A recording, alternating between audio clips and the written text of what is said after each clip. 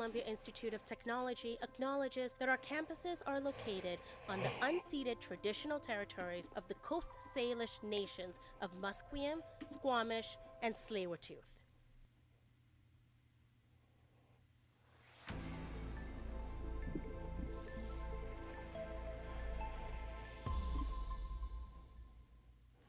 Good afternoon. I'm Keone Mo here for your 12:30 news update. Prime Minister Mark Carney will be visiting Tumbler Ridge Friday to attend a vigil. The Prime Minister's office says Carney was invited by the town's mayor, and all other party leaders were invited as well. 9 people in total were killed in the mass shooting on Tuesday. This includes the shooter, Jesse Van Rootselaar, who took their own life. Victims include 5 students, a teacher, and the shooter's stepbrother and mother. BC Premier David Eby and Public Safety Minister Gary Ananda Sangari are now in the small town. More than 20 people were injured during the shooting, with one 12-year-old girl, Maya Gabala, clinging to life in the hospital. SFU hosted a Lunar New Year event for students and staff. Selena Teixeira tells us more about the event. Okay. Crafting, painting, and prize draws are all activities that are a part of SFU's Lunar New Year event.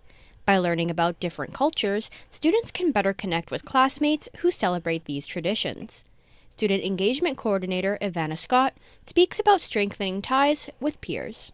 I think by helping to, bridge some of the gaps between students who have no familiarity or experience with these cultures because they're studying together with students who are part of these cultures.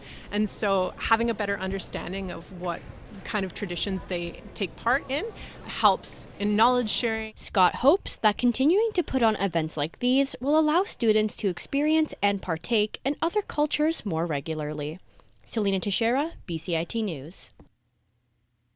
Mark Carney has allocated over $97 million for green infrastructure, including electric boats. Patrick McConnell has more.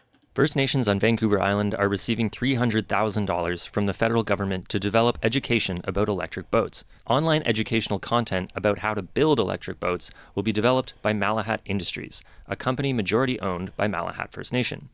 For Canada to meet ambitious zero emissions targets by 2050, marine vessels will need to be retrofitted, as marine traffic makes up 3% of global greenhouse gas emissions. Batteries and hydrogen power are also being explored as alternatives to large diesel engines.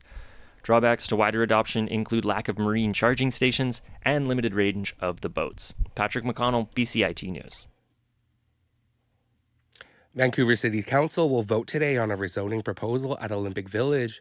The proposal seeks to build a brand new elementary school in the neighborhood. As Zach Byard reports, this is a highly anticipated project. This evening, Vancouver City Council will decide the fate of a proposed 4-story elementary school in Olympic Village.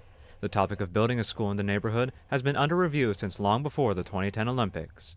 Melanie Chang, a local resident and community advocate, says overcapacity is at a tipping point. The 2024-2025 school learning plan indicates that there's about 650 students currently enrolled.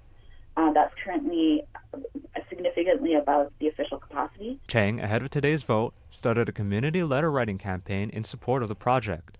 City Council will hold a public hearing at 6 p.m. Zach Byard, BCIT News. And an update from Canada at this year's Winter Olympics.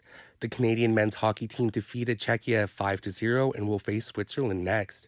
The Canadian women's team also came out the victors against Finland, winning 5-0 as well, and will play against Germany in the next round. Elliot Grondin has secured a silver medal in men's snowboard cross, bringing Canada's medal count up to 6. Mikhail Kingsbury also won silver in men's moguls. And as we just heard, Canada's men's hockey team blew out the Czech Republic 5-0, but many fans on the West Coast couldn't watch. As Aiden Singh reports, some businesses are feeling the 9-hour time difference from Milan to Vancouver. Most fans in BC woke up to a huge win this morning, as puck drop for today's game was 7:40 a.m. Pacific Standard Time. Canada's next 2 games continue the trend of early starts, with noon being the latest start time. Peter Austin is the manager for the Tap and Barrel in Burnaby. He says he's frustrated because many games start before the restaurant opens. Austin says big games draw a lot of revenue for them, but acknowledges not much can be done here. Aiden Singh, BCIT News. And that was your 12:30 news update. I'm Keone Mo for BCIT News. Stay tuned for more on BCIT's 1680 The Crow.